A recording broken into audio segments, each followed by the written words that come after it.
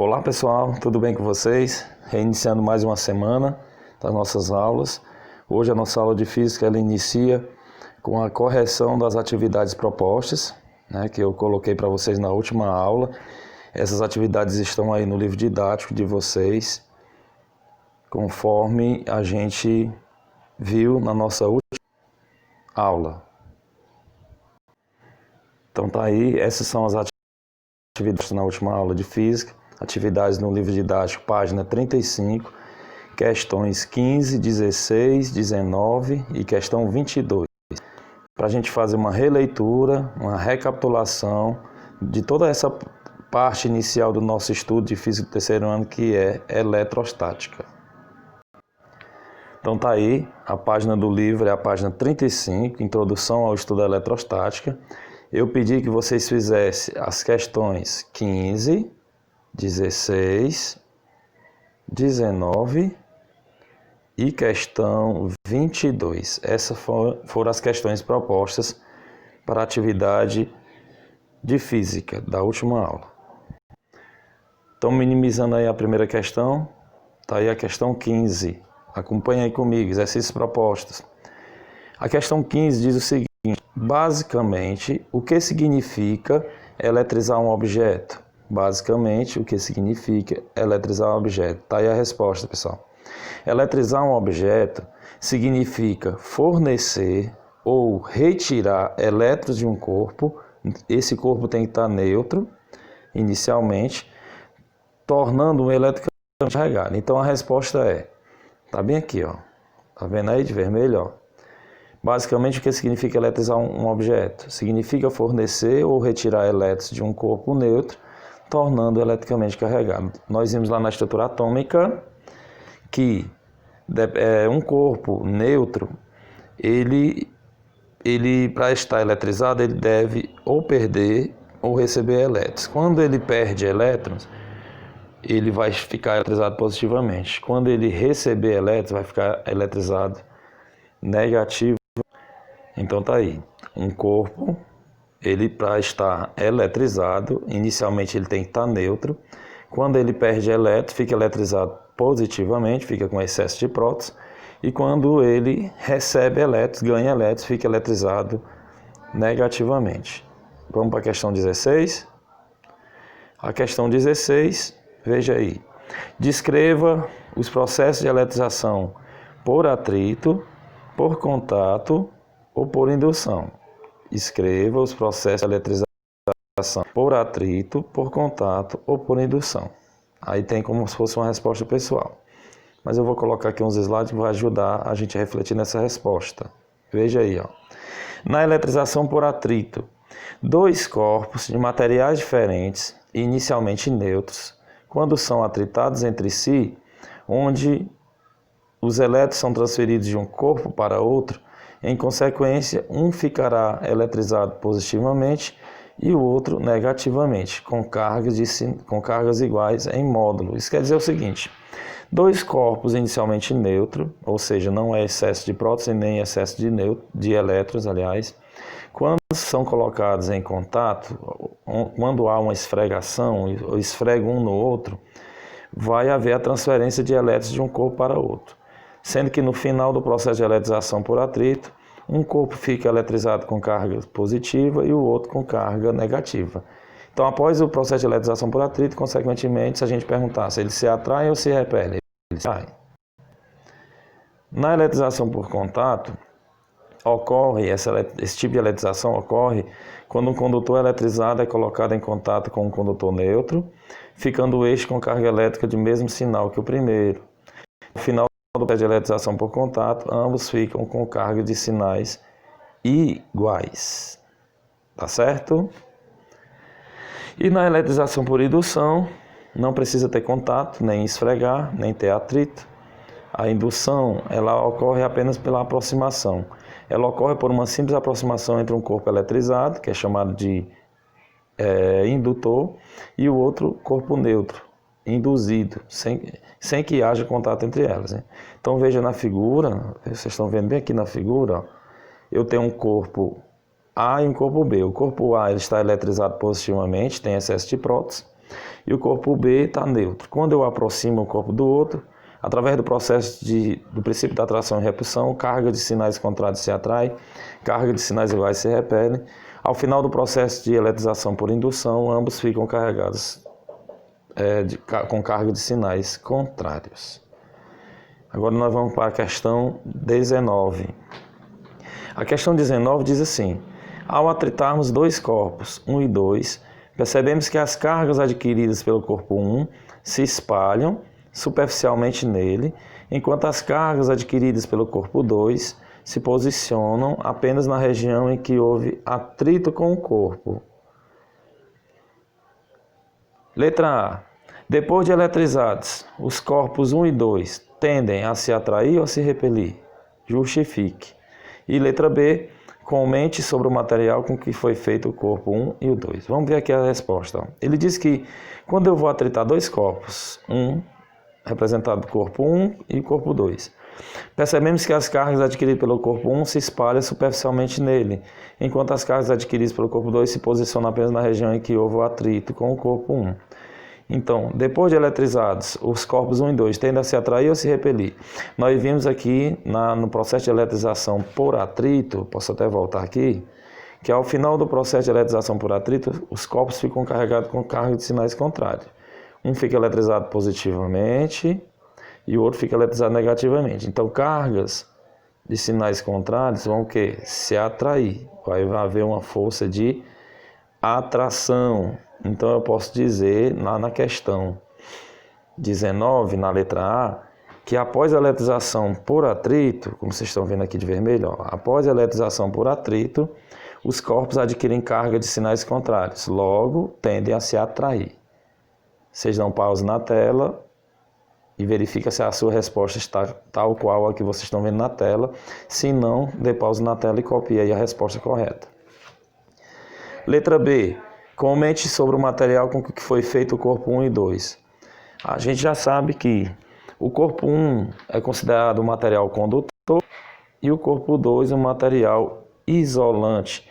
O corpo condutor ele se caracteriza pelo fato de que os elétrons se espalham com muita facilidade sobre a superfície. Num corpo considerado condutor, os elétrons se movimentam com muita facilidade.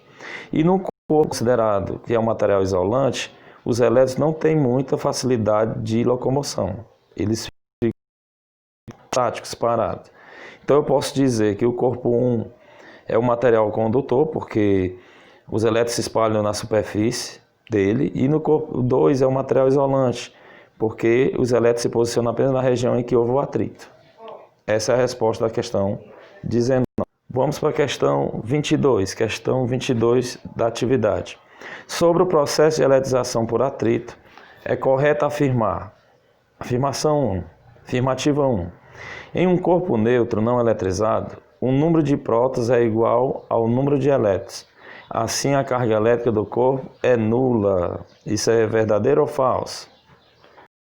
Em um corpo neutro, não considerado eletrizado, o número de prótons é igual ao número de elétrons. A carga elétrica do corpo é considerada nula?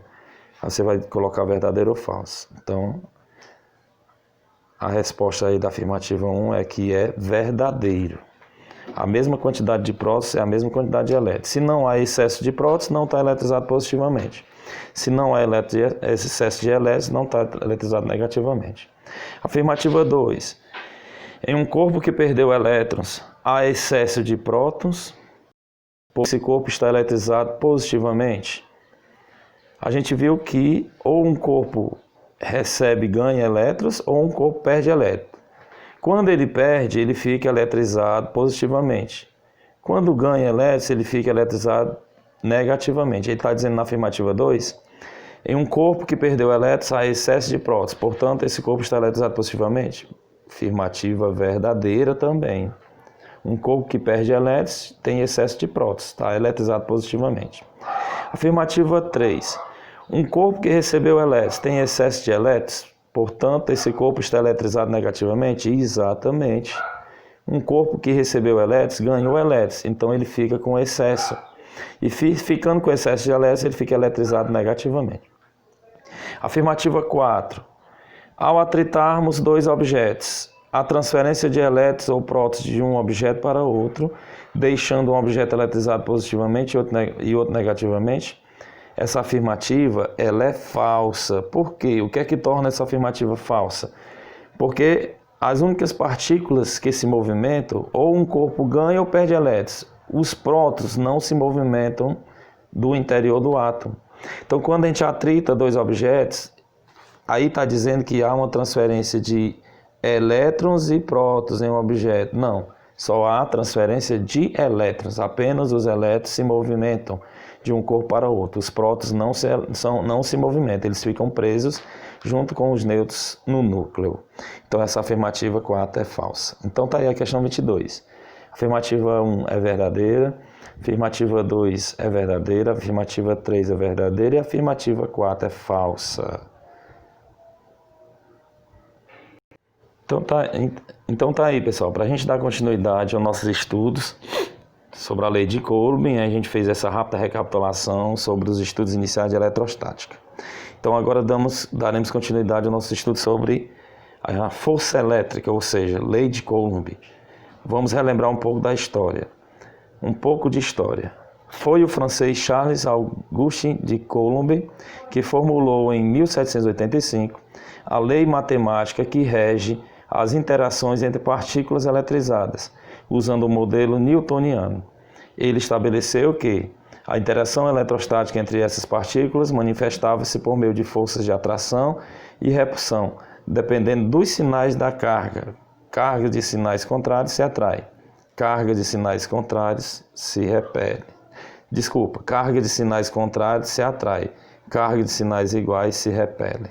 Ok? Que é exatamente o que eu estou apresentando aqui para vocês. Ó. Princípio da atração e repulsão. É que a gente chama de interação eletrostática. Cargas opostas, uma positiva, excesso de prótons, outra negativa, excesso de elétrons.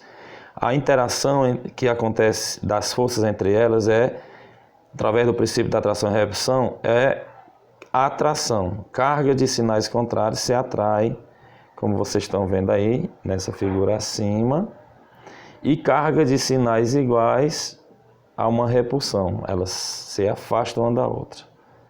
Ok? Consideremos dois corpos eletrizados, com cargas Q1 e Q2. E separados por uma distância D. Veja aqui a figura. Ó. Então, sempre eu terei a análise de duas cargas, dois corpos. Um eu vou chamar quantidade de carga elétrica do corpo 1, Q1, e quantidade elétrica do corpo 2, Q2. E sempre eu vou ter uma distância separando uma carga da outra. Essa distância sempre vai ser expressa em metros. Quando as dimensões desses corpos são muito menores do que a distância D, podemos representá-los por pontos e chamá-los de cargas elétricas pontiformes. Vai aparecer muito essa palavra pontiforme. É porque, às vezes, em relação às dimensões dos corpos serem muito menores do que a distância que os separa, eles serão representados apenas por pontinhos. É como se eu, no mapa, pegasse a distância de Tamboril a Fortaleza. No mapa são dois pontinhos. Então, eu posso dizer que no mapa, Tamboril e Fortaleza são dois corpos pontiformes.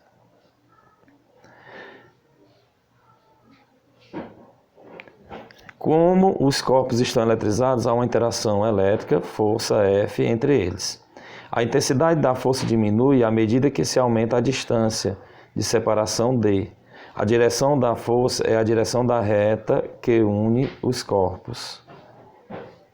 Em relação ao sentido da força elétrica, se os corpos são eletrizados com cargas elétricas de mesma natureza, mesmo sinal, a força elétrica será de repulsão, conforme vocês estão vendo aí na figura.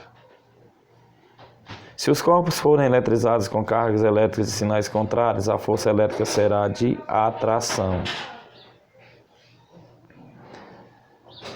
E sobre o que a gente chama de a balança de torção, foi o equipamento utilizado por Coulomb para se chegar a essa teoria, lei de Coulomb.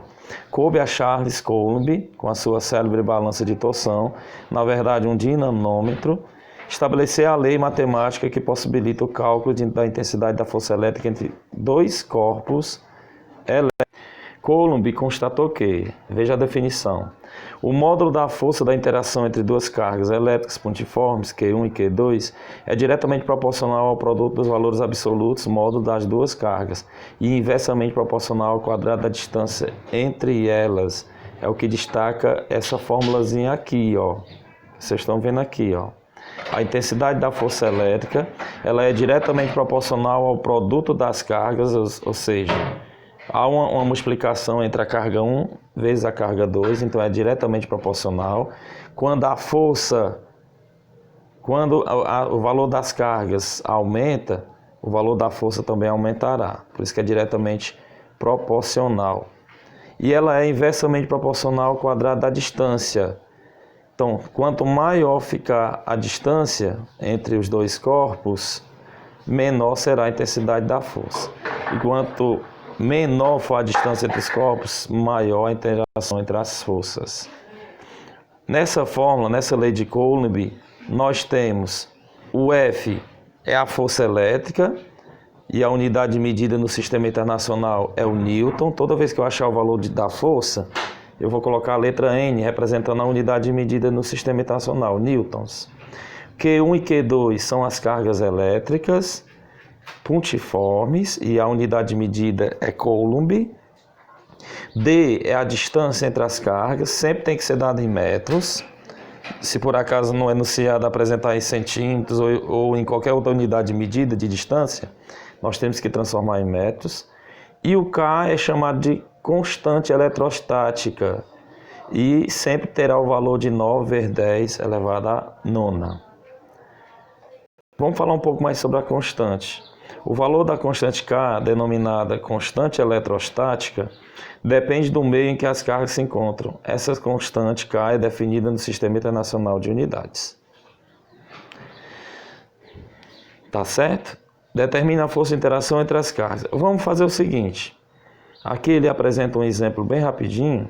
Determine a força de interação entre as cargas QA e QB. A carga QA tem esse valorzinho aqui, 3 microcoulomb.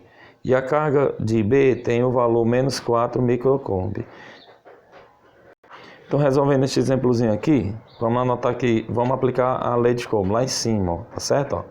Intensidade da força elétrica é igual a constante eletrostática K vezes carga do corpo 1 vezes carga elétrica do corpo 2 dividido pela distância ao quadrado. Lembrar que as cargas elas sempre estarão em módulo. Isso significa que mesmo que uma ou as duas sejam positivas, na hora de trazer para a fórmula sempre ficarão positivas, porque nós não vamos considerar valores de cargas negativas, porque não existe força negativa. Então essa é a fórmula. Substituindo, ó, intensidade da força elétrica é igual. Qual o valor da constante eletrostática? O valor da constante eletrostática é sempre 9 vezes 10 elevado à nona, vezes o valor da carga 1. Ó, a carga 1 é 3 microcoulomb. Toda vez que tiver microcoulomb, eu tenho que transformar em coulomb. Então eu vou multiplicar o 3. Como está em microcoulomb, sempre que tiver microcoulomb, eu multiplico por 10 elevado a menos 6.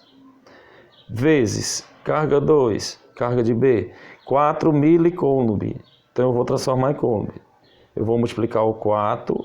Toda vez que tiver milicoulomb, eu multiplico por menos 3. 10 a menos 3. Tá certo? Tudo isso dividido pela distância ao quadrado. Qual é a distância? 3 metros. Então já está em metros, então é 3 ao quadrado. Intensidade da força é igual. Eu vou multiplicar os números inteiros. Ó. 9 vezes 3. 9 vezes 3. 27. 27 vezes 4. Vamos fazer o seguinte, ó.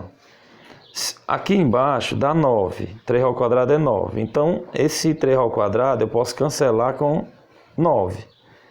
Porque eu dividi 9 por 9 dá 1. Então, sobrou só 3 vezes 4. 3 vezes 4, 12. Multiplicando as potências de 10. 10 elevado a nona vezes 10 a menos 6 vezes 10 ao cubo. Você repete a base 10 e faz a subtração do expoente tal qual está aqui. 9 menos 6 é 3. 3 menos 3, 9 menos 6 é 3. E 3 menos 3, faz o jogo de sinal. Menos e menos mais. 3 mais 3, 6. De novo, pessoal. Aqui no expoente é 9. 9 menos 6 é 3. 3 menos da fórmula com o menos aqui do expoente do outro 10. Menos e menos mais. 3 mais 3, 6. Então 12 vezes 10. Na verdade, 9 menos 6, 3. 3 menos 3, 0. Então, vai dar 0 o expoente. Então, a intensidade da força elétrica é igual a 12 vezes 10 elevado a 0. Todo número elevado a 0 é 1. Então, a intensidade da força elétrica é igual a 12 vezes 1, 12. 12 o quê? 12 newtons, que é o que vocês estão vendo aqui. Tá certo? Então, pessoal, agora eu vou propor uma atividade para vocês, baseado nesse exemplo. A gente já fez uma questão no exercício anterior sobre lei de Coulomb, nós vamos praticar mais. Então, eu vou propor uma atividade complementar sobre a lei de Coulomb. Tá aqui a primeira questão, tá certo? Segunda questão, terceira questão e quarta questão. Então, fazendo a conclusão da nossa aula, videoaula de hoje, após assistir essa videoaula, eu vou propor abaixo essas 4 questões sobre a aplicação da lei de Coulomb, dessa formulazinha, e fica essa proposta. Vocês vão tentar responder essas 4 questões, e em seguida, na próxima semana, a gente faz a correção dessas 4 questões. Tá ok? Um grande abraço a todos e até a próxima.